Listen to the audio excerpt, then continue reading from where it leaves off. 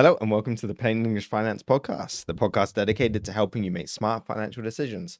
I'm your host, Tré Bynoe, certified financial planner and chartered investment manager. I'm a financial planner with TCU Wealth Management and Aviso Wealth. For more details or to send in your questions, check out the show notes at trebynoe.ca/podcast. And if you want to learn more about me, start with episodes 1 and 2.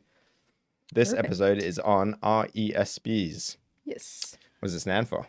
Registered Education Savings Plan. Yeah, there you go. Educational. Something. A lot of people get really bogged down with individual rules and stuff like that. Just look online. End of episode. Okay. The end. The end. Okay, there's lots. I was lots gonna of. say, no. Who wants to read the rules? You know when you play a board game that The you've rules. never. You have to read the Oh, rules. Otherwise, it's you end up. the You end up in worst. Monopoly, where people make up random rules, like when you stop on free parking, you get all the money. It's like that is not how it works. I was just gonna say it's like there are people who like reading the rules and then explaining it. I think I would be okay reading the rules, but hearing people explain things. Okay, so when you go this way and then this happens, and I'm just like, my brain has shut off. I hate it. Most people I need to hate it. do to learn, but Yeah, for sure. So, in other words, you just have to open an RESP and learn that way. Right? End of sure. episode? No? Yeah, pretty much.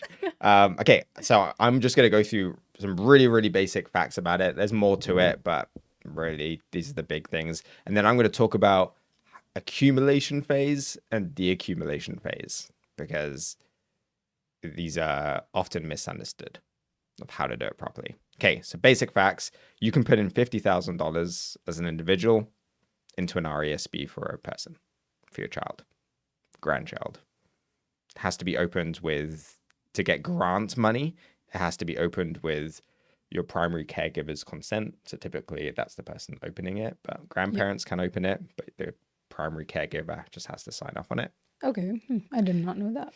And there's grant money. So there's $7,200 in grant money that the government will give you. There's also kind of learning bond money, extra money, but for most people that would listen to this, they probably wouldn't qualify for that. Mhm. It's income tested. But so we're going to talk about the grant money that everybody qualifies for. $7,200. That's why most people put money into RESPs to get that money. Yeah. Okay. You can get up to, you earn $500 a year of grant money. Okay. So you have to put in $2,500 a year to get that $500. Okay. Yeah. Okay. So they'll give you 20% of whatever you put in, Okay. up to $1,000. So you earn $500 a year of grant money, Yeah. whether you put money in or not, but you can only claim that with the contribution. So I'm 1 year old. Yeah. No, that wouldn't work. I am 0 months old 0 months? in a 0 year. So I'm 6 months old. Okay. I have $500 I can contribute. $500 I can get in grant money. Okay. So if I put in $2,500, government will give me $500. Yeah. If I don't put in that $2,500 when I'm 1 year old, so in the second year, then I can put in $5,000 and the government will give me $1,000 of grant money. Okay. The grant money for when I was 0 years old and 1 year old. Yeah. Okay? Makes sense. That's the way that the grants work. So if you didn't put any money in for years, You can catch up. you can. Okay. Yeah, you can catch up. Okay. When you come to take it out, it is split into two groups of money. There's what you put in. You can take that out with zero tax consequence or anything like that. And then there is the grant money and any growth in that account. That portion of the money called EAP payments, education assistance payment or something like that, doesn't really matter. But that portion of the money is taxable in the beneficiary's hands. Okay. But they have to qualify by going to a proper school to get it. But then Right. it is taxable in the hands. So when they're withdrawing for education, it's going to be taxed on them? Yeah. Okay. Their income. Well, that's not Their bad income. because they're probably not earning. Exactly. Yeah. Okay. Because they're in school. Yeah. Okay. Let's move on. Accumulation phase. So remember I said there was a $50,000 limit that you can put in for the child. So there is a very common process that we often call it supercharging the RESP. Basically, you can put in $14,000 up front, and then you put in another $2,500 a year to maximize the grant. Okay, and that means that you will end up putting in your $50,000 plus getting all the grant contribution room. If you have the money available and you want to put as much towards your kid's education as possible, that's the way you would do it. Yeah. Okay. That is wrong. So wait, what? remember I said in a previous episode I spoke about making assumptions about rate of returns and not being yes. The 4% fallacy. not being honest, because it can lead to not optimal advice. Yeah. And this is one of those places. So there is his name is Aaron Hecht, who's a financial planner I respect a lot, learned a bunch from, but he's the president of the Institute of Advanced Financial Planners in Canada. Anyway, he did a big write-up on it or whatever and crunched some numbers and showed kind of like what the optimal was depending on the rate of return that you would be expecting. And rate of return matters a ton in this situation, because if you're going to forego grants room, like you could put in $50,000 on the day that they're born, and that's, you maxed out your RESP, you'd get $500 a grant. But the idea is that you would have 18 years for that to grow, right? So what's the best option? Is it worth me waiting and getting the grant, but then I can invest later? There's a lot of nuances about it, but it all comes down to expected return. Okay, so if you had $50,000 up front to invest, $50,000 in a non-registered account, like I have $50,000, I wanted to put it towards a RIA. How do I put that money in? Do I put it all in at once, or do I spread it out? Do I supercharge? What are the options? So supercharging is just putting it all in at once? Putting $14,000 up front and then $2,500 in every year. Okay. To maximize the grant. Okay. Okay. That's maximizing the grant, but you can still, the $50,000 you can just put in there if you want to. Yeah, you can make whatever choice you want, but you only get grant on that $5,000 or $2,500 a year. So you still get that grant money if you're. No, because you would have used your full $50,000. Oh, so don't do that. Well, it depends, right? Oh. So you're foregoing grant money by doing that. Yeah. Right. So why would you do that? Well, because remember that it's taxed. The income is taxed in your child's hands. So any growth is on them. It's not on you. Okay. So you can use it almost like a income splitting thing to do. Okay. But anyway. So if you're investing, sorry, maybe I'm jumping ahead. If you're investing that $50,000 straight away, you have time. Mm-hmm. And so it's likely, depending on what the numbers say, that you're going to make more over that time. Well, that's the trade-off, right? I probably shouldn't have jumped assuming that people understood that's what I was talking about. That is the core of the issue, is that your time in the markets, as we've talked about, is very powerful. So you're foregoing a lot by not maximizing that $50,000. You could put it all in and it's all in your child's name. Anyway, what I'm trying to show is if you had $50,000 up front to invest, assuming the other 50 is in a non-registered account because you don't have TFSAs and things like that available, and you expected a 7% rate of return, the optimal way to do it would actually to put $40,000 up front. Okay. And $2,500 a year for the next 4 years after that. So you are foregoing a bunch of your grant, but the time makes up for it. Yeah, because that's kind of interesting, actually, because you're not foregoing the entirety of the grant, but you are getting like a huge chunk put in early. Oh, I wouldn't have guessed. No. Thanks, Aaron. Is that what you said his name was? So interesting. Yeah. Okay. But then but that's expecting a 7% rate of return. So equity, like 100% equity portfolio type, Well, yeah, because you if can't not touch more it. than that. Yeah. Can you not touch it? Well, we'll get to the accumulation part, but no, you should act as if you can't. Yeah. Yeah. Correct. Okay. But that completely changes if you have a 3% rate of return, then the grants play a much, much larger role. So the grants are more important than the growth, and you would want to follow the traditional advice. So $14,000 in the first year, and then $2,500 each year after that. So you'll notice that a lot of the traditional advice that is given, not just on RESPs, but on a lot of things that just get floated around that is given by advisors, is geared towards low risk individuals. That is, Like with the volatility and stuff, because yeah, realistically, it's just investing either in equity or a balanced fund or like low risk bonds or whatever. yeah. Were you proud of any of that? I'm just checking. I feel like you just threw out words. Hoped that some of them made sense. I thought it all made sense. No? Yeah, it did. Yeah. But it doesn't. Causation and I don't No, know. I know what I'm talking about now. Okay. Anyways, I was gonna say the oh sorry, I lost it. I'm sorry. Sorry. Keep going. All right. That being said, the difference between the optimal one and just using the super funding was only $9,000. I say only $9,000. The account got to $185,000 and the other one got to $176,000. So Okay.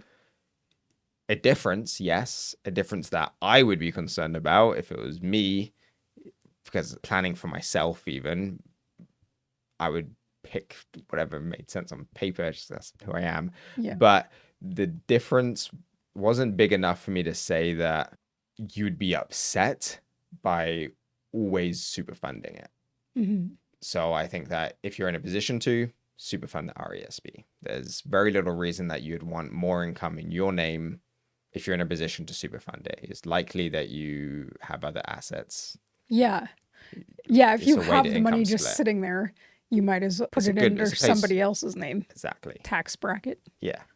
So I would say, as a general rule, that you should super fund it, but just know in the back of your mind, the more aggressive you are as an investor, the more you're willing to leave it, the higher portion of equity you're willing to leave it in. Just know that it might make sense, and you should explore the trade-off for putting as much in as possible right off the bat. Yeah. Okay. Another thing that I really needed to make sure I mention here is do not prioritize saving for your child's education over your own financial stability in retirement. It may make you feel better being able to pay for your kids' education, but ultimately, if you do not pay for your own retirement, your kids will have to pay for your retirement, very likely. So you might be thinking to yourself, I'm doing such a nice thing for my kid, but if you are not in a position then to be able to look after yourself through retirement because you chose to save so much for your children when they're student loans for a reason. And there are career paths that taking student loans pays off.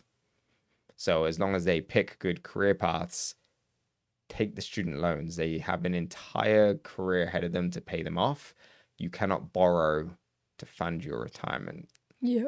So maybe they're thinking, oh, if I put this money aside for my kids to get a good education, then they will take care of me in retirement because they'll earn I more. have an issue with that. I know. I understand that kind of thought process, but you should definitely be helping yourself first. Carry your own load. Yeah.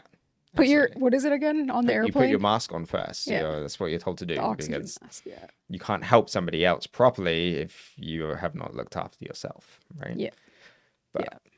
So yeah, don't prioritize your children's education over your own financial stability. There are so many ways for children to get help when it comes to They could get scholarships. education. The world could be completely different by then. Who knows? Yeah, there's lots of options. You should make sure you have a stable, your finances in a stable place as well. Although I would say even people that like their love of their children is almost like there are plenty of people that they have more in RESPs for their kids than they do in retirement savings for themselves, which is like an astonishing thought to think of. I mean, I guess it's just love for your kids, right? Yeah. They're trying to do the right thing, maybe in a misguided way. Yeah. But yeah. But anyway, the accumulation phase. So first off, if you do not use it for kids' education, so this is a common concern, there are things that happen. So first off, you are not taxed on the amount that you contributed. You get that back. Don't have to worry about that. But you do pay taxes on any money that it's earned. Okay, yeah, that makes sense. And you have to give back the grant room. Oh, The grants that you, not the grant room, the grants that you were given, that you got. so if you got So you got your full $7,200 of grants, you now have to give that back to the government from that plan.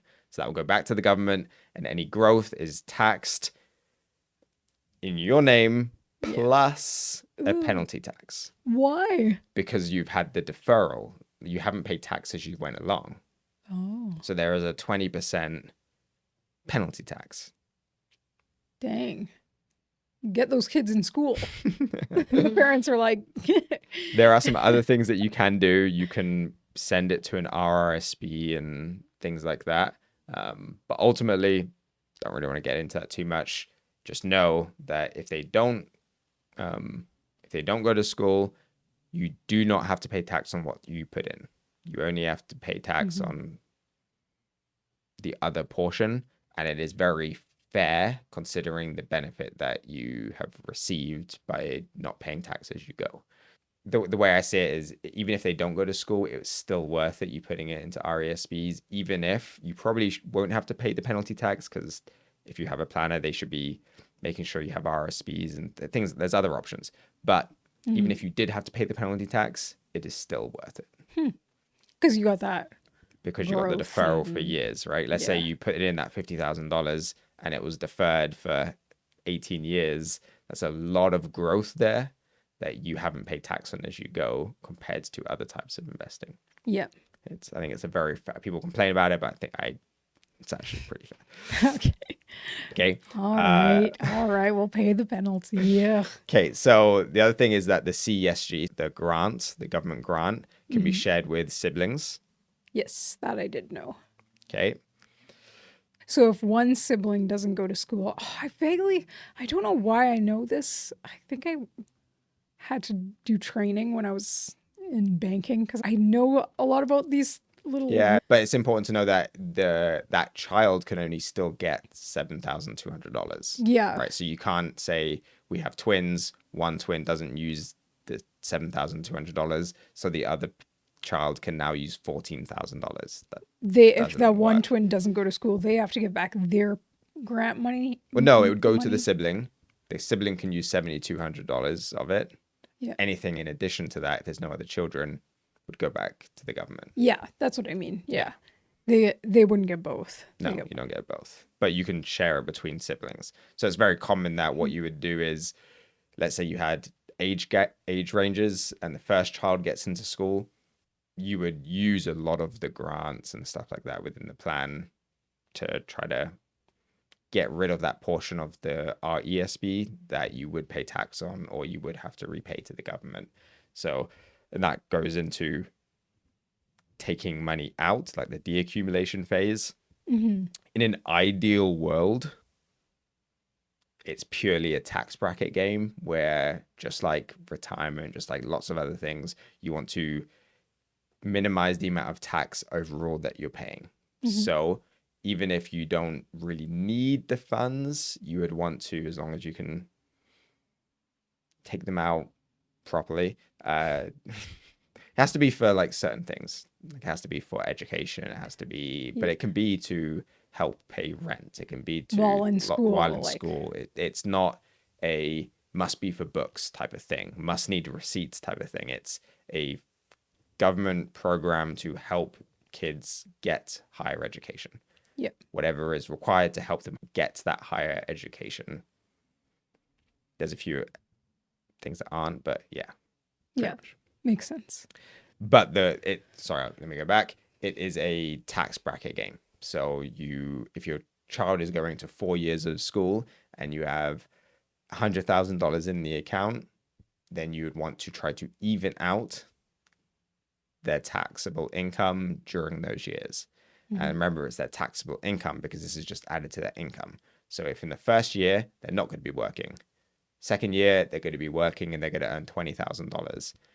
And let's say in both of those years, you take out $10,000. Well, in the first year, they're not going to pay any tax on that $10,000. In the second year, their taxable income is going to be that 20 that Plus they earned 10? plus that 10.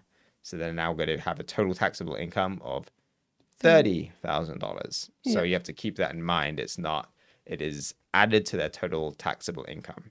So typically, the right thing to do would just be to take it out as early as possible. Take out as much income as reasonably possible. In the first year?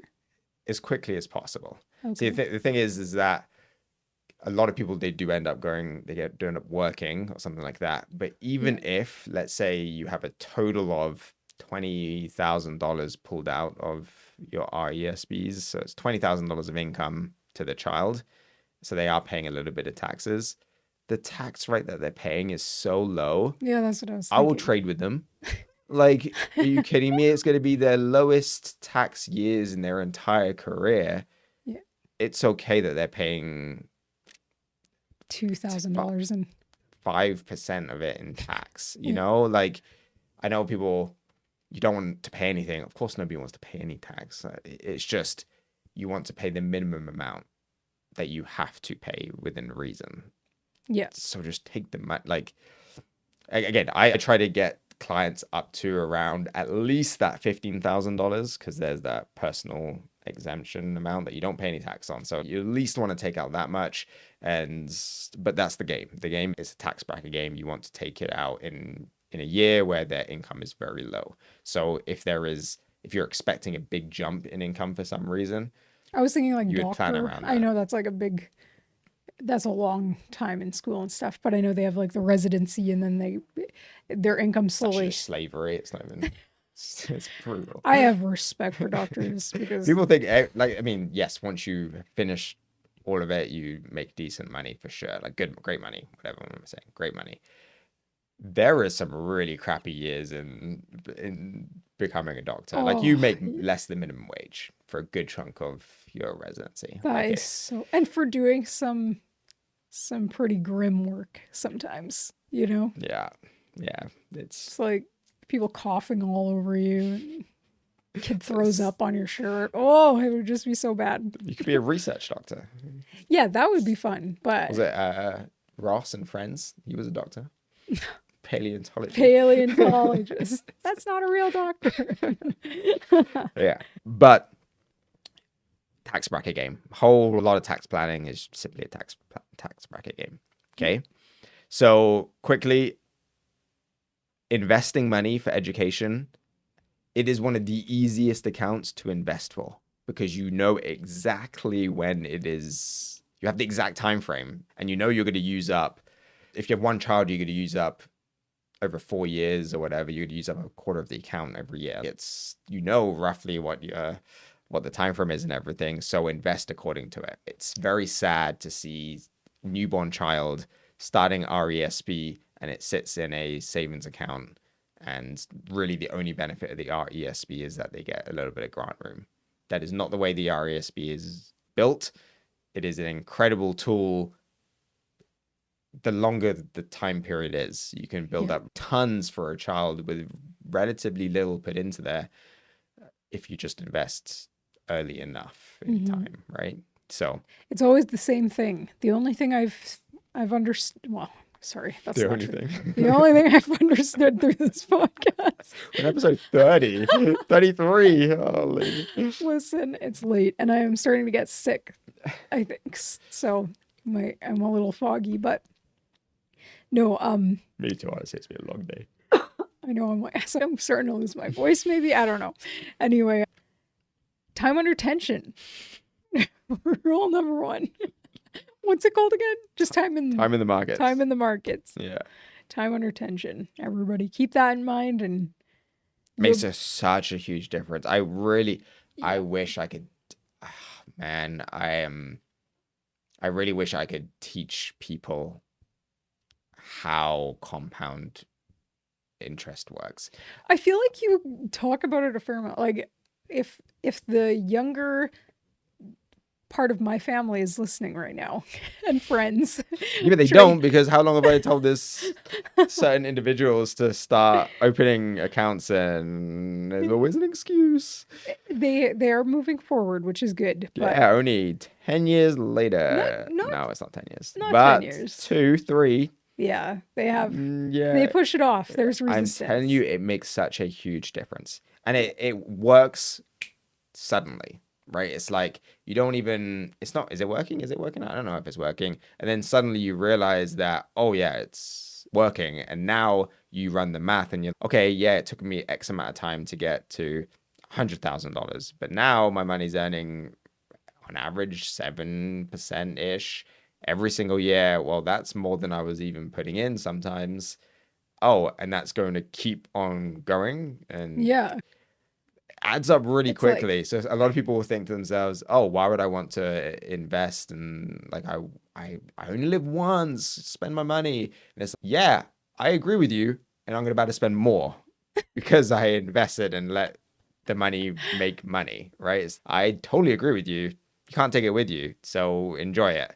I would like to enjoy more of it, so I make more of it. I don't know.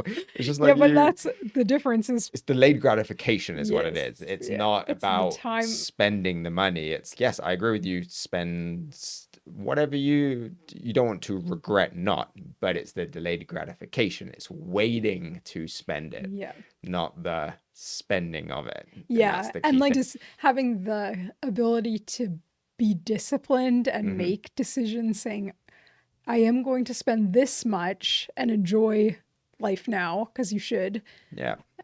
But I'm also not going to spend all of it or have no idea what I'm spending. I'm just spending.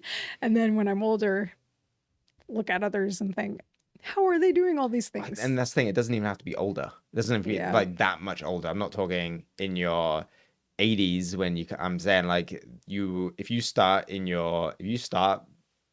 at 20 years old, you'll notice the difference by the time you'll notice the difference between you and your peers when you're probably 25, and you'll notice a gap when you're 30, and by the time you're 40, you'll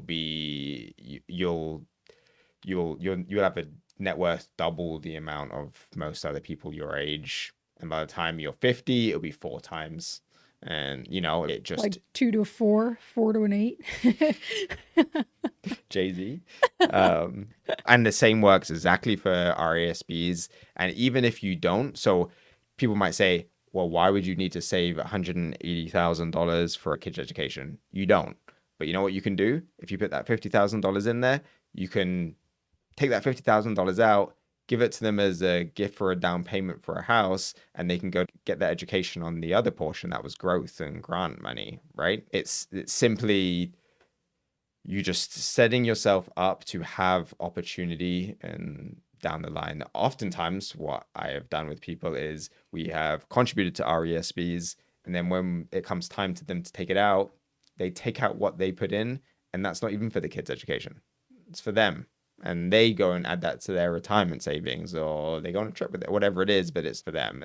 And the kids get the growth and the grants, right? Yeah. Lots of different ways to approach it, but it is a very good program that there is very little reason, if you have the funds available, that you wouldn't want to take advantage of it. Yeah. Okay. Yep. Makes sense. Who doesn't want more money? Okay. I mean, that's basically Alrighty. what the lesson is, no? RESPs, you want more Free money. Yeah. Yeah, I guess. Who doesn't want free money? Yeah. What time is it? Okay, I'll really quickly say there are some rules around withdrawing. So if it's a full-time education, then they can only withdraw of the taxable part $8,000 in the first 13 weeks. And then it opens up. They can take out a lot more. There is no hard and fast limits and rules. It is up to each RESP provider's discretion almost, but they can be audited about the use of the RESP. So it's important that when you are taking money out, that it is for the child's education, and you can even to some degree point to what that funds were for. So the easy one is obviously tuition, easy, rent, pretty easy. But it's to cover living costs and stuff as well. So don't like think groceries and groceries, laptops, books, car. You could probably make an argument for it. Because I'm like, if they have to, I guess it depends. If you're on campus going to school and then that's gonna be a much harder, harder argument. Yeah. But the point of it is that it's not punitive. They don't try to trip you up. It is designed to help kids go and get a higher education. But that time frame is different if you're part-time. If you're part-time, then it's reduced. So it's $4,000 in the first 13 weeks. So both full-time and part-time, you can both get it. But great for either one. Just play the tax game, get the grants and the income out as reasonably early as possible, and take advantage of the tools that Canada has given us to make life a little easier. All right, next episode is on... Oh, I put this one in there, just getting out of debt. So we're going to review the avalanche method and the snowball method of getting out of debt. And I'm going to give you my thoughts. And people will have another reason not to get into debt. Not to get into debt, yeah. That works exactly the same way as the other side of the coin and creating wealth. It's a snowball effect? Yeah. Or an avalanche? No. Snowball effect if you wanted the pun. But it's true. It's just like the positive side of wealth creation compounds, so does the negative side. So, okay, we'll talk about it, and I'll probably go through an example to show you the difference, the real difference that it can make over the course of somebody's life. Because as I said, delayed gratification is a major thing, and really debt, especially consumer debt, is you just not having the ability to delay gratification. Yeah. Right? If you're going to spend 5 years or 3 years, whatever it is, to pay off a car, you could have spent the same amount of time before you purchased the car, putting the same amount aside, and you would have more money, right? Especially if you was investing it as well. If you did a 7-year investment of $500, you'd better pay for a much nicer car. Yeah, totally. The same way. Yeah. On the flip side of that coin. But anyway, we'll go through that. Perfect. I need something to eat. I can see you're like crashing so hard right now. Okay, we'll see you in the next one. Bye. Thanks for listening to this episode of the Plain English Finance Podcast. Tré Bynoe, Certified Financial Planner, Chartered Investment Manager, is a financial planner with TC Wealth Management and Aviso Wealth. You should always consult with your financial, legal, and tax advisors before making changes. This podcast is provided as a general source of information and should not be considered personal investment advice or solicitation to buy or sell any securities. The views expressed are those of the individual and are not necessarily those of Aviso Financial Inc. Mutual funds and other securities offered through Aviso Wealth, a division of Aviso Financial Inc.